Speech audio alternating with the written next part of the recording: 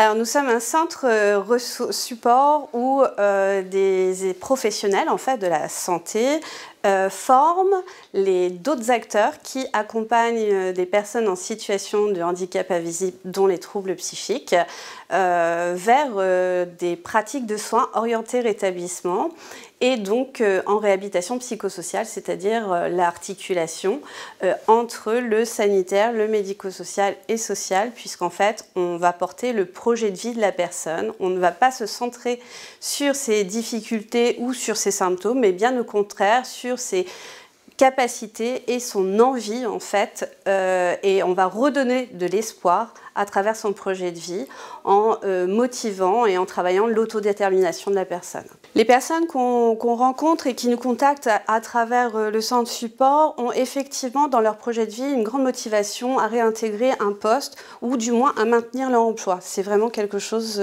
qui est très important et qui ressort dans les projets individualisés. La difficulté, bien souvent, c'est que le mot trouble psychique fait peur et que les entreprises, en fait, n'ont pas de réponse dans l'accompagnement de ces personnes qui ont des troubles. Donc, en fait, il y a une stigmatisation qui est parfois due à la personne qui n'ose pas parler de ses troubles parce que sinon, il va être étiqueté.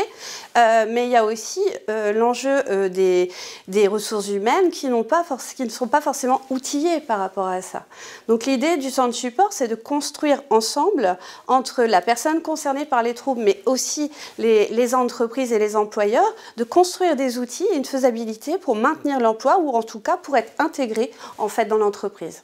Il y a deux messages clés. D'une part, la personne qui est concernée elle-même, il va falloir libérer la parole et qu'on arrive à la rassurer suffisamment pour qu'elle puisse dire les choses, qu'elle puisse ouvertement dire « là, je ne suis pas en capacité » ou « attendre un peu, j'ai besoin de repos pour y aller ».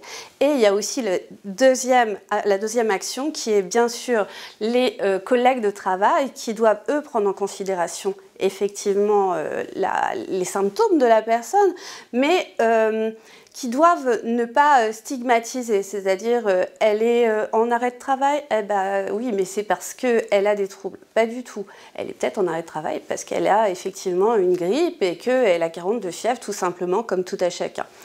Je rappelle clairement, on est tous concernés par la santé mentale, c'est tous une affaire commune en fait, et on a vraiment un devoir de respecter et de travailler cette déstigmatisation de la santé mentale.